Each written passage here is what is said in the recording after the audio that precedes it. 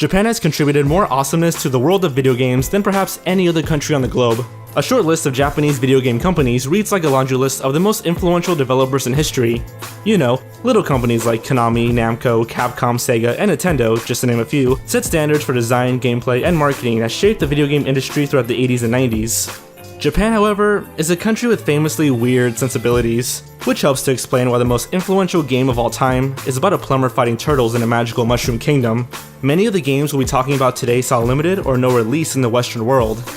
So today, we're going over 9 of the craziest Japanese video games.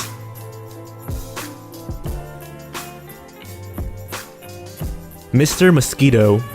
Known as Ka in Japan, Mr. Mosquito was a PlayStation 2 release that puts the player in a third-person control of the title character, a mosquito, living in the home of the Yamada family. Your task, of course, is to suck the blood of various family members, using target areas of their bodies that are only available for a brief time. You must try to avoid flying within anyone's field of vision. You must also avoid sucking blood out of sync with your victim's heartbeat. Either of these will cause the victim's stress meter to rise, which may trigger a sort of boss battle in which you have to hit calming points of your victims to calm them down and make them forget about you.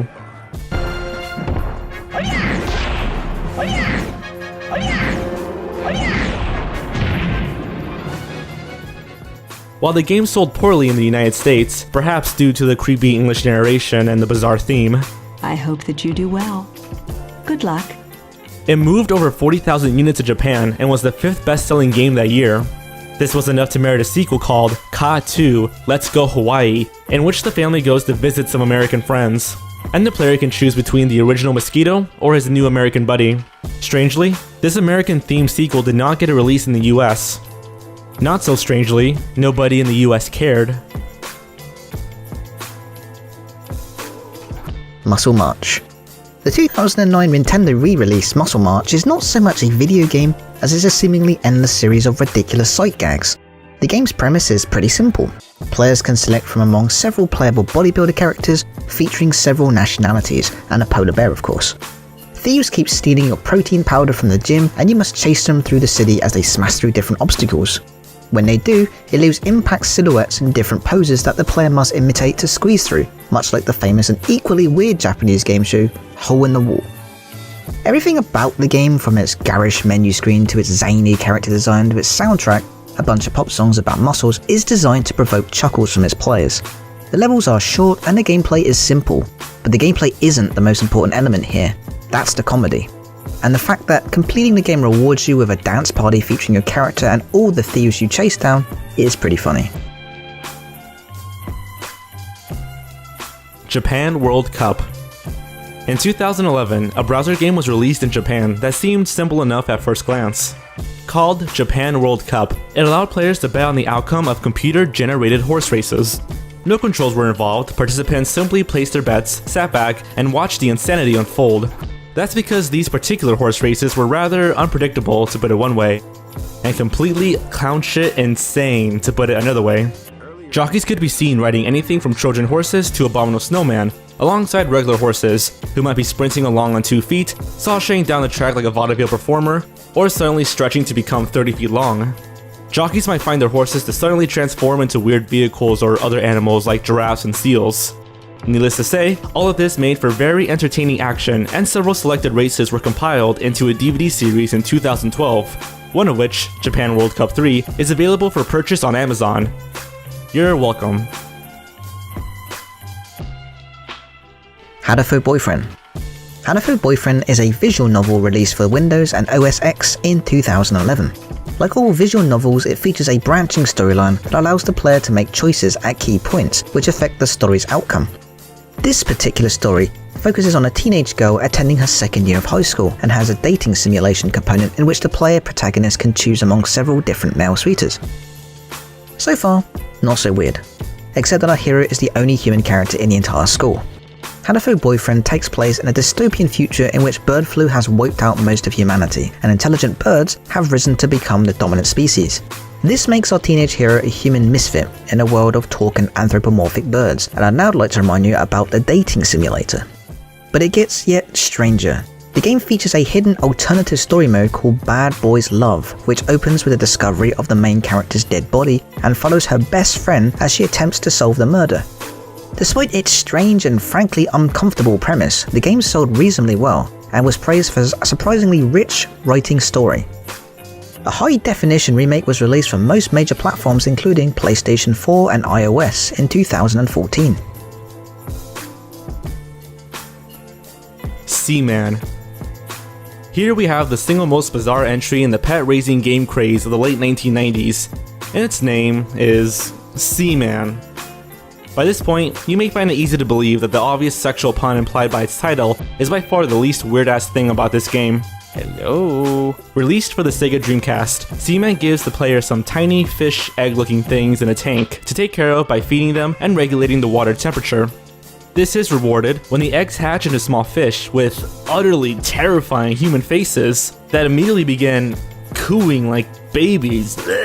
If the player can keep from reflexively putting the nearest heavy object through their TV screen at this point, these abominations will continue through several phases of growth, eventually ending up as mutant man frogs.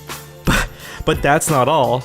The game is one of the few to take advantage of the Dreamcast's microphone, enabling the player to have conversations with their seaman who sound like stuffy English professors and converse mostly in insults. The game sold an unbelievable 400,000 copies in Japan. 4 years later, when it was ported to the PlayStation 2, that version sold 300,000 more. While most critics praised the game for its innovative interactivity, the US version, which believe it or not was narrated by Leonard Nimoy, didn't quite catch on.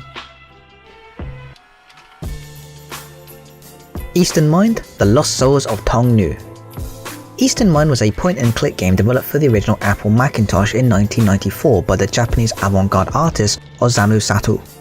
To say that its premise is rather unusual would be like saying that the Pope is a little bit Catholic. So let's start from the beginning. Our hero Rin awakens to discover that his soul is missing. He finds out that it has been stolen by an island, the mystical island of Tong Nu, to which he must travel to get it back. Then he discovers that the island is an enormous, green, disembodied floating head, that of the game's creator, Osamu Sato himself. And then it gets really weird. Through artistically rendered, creepy and surreal backdrops, the player must explore the head's interior and solve puzzles in which all logic and common sense cease to apply. Repeatedly dying is part of the game's mechanic, revealing an underlying Buddhist philosophy in which death is part of a never-ending cycle of life, and indeed is necessary in order to complete the game. The trippy design extends to the game's non-player characters, which mostly appear as absurd mashups of different animals, and the game offers no clues as to what you should be doing, leaving the player to attempt to extract meaning from the meaningless. It's an ambitious game, and it should come as to no surprise that it was produced by the same studio responsible for our next entry. LSD Dream Emulator. In 1998, artist Hiroku Nishikawa published his dream journal titled Lovely Sweet Dream, which he had been keeping for nearly 10 years. Released in conjunction with the book was an album of original music, and this game, LSD Dream Emulator, which was based on Nishikawa's journal. Despite LSD being an anagram for the book's title, it's easy to see why most assume that it refers to something else. Rendered in first-person 3D, the game simply requires players to navigate its dream world, a randomly generated, constantly shifting landscape. Features may change subtly, appear or disappear without warning, or the player may suddenly find themselves somewhere else with no explanation. Some areas appear relatively normal, while others resemble 2D video games viewed in 3D perspective, or strange, alien landscapes with no rhyme or reason.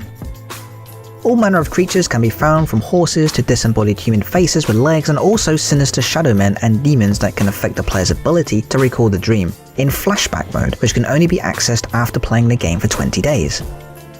The game was produced and co-designed by Osamu Sato and has developed a sizable cult following due to its singularly weird nature and its impressive adeptness at capturing the feel of an actual dream. Rapeplay. The title of this game is its own trigger warning.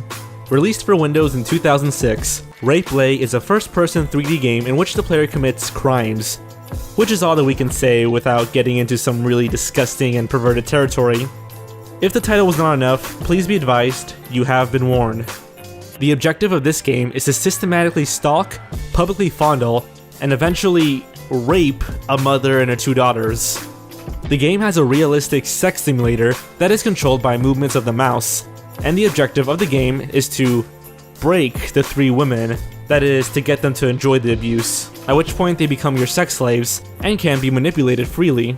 The game is open-ended and features several ways in which the player can lose, including choosing the wrong sexual position with the youngest girl before breaking her, which will result in her stabbing the player to death while laughing hysterically.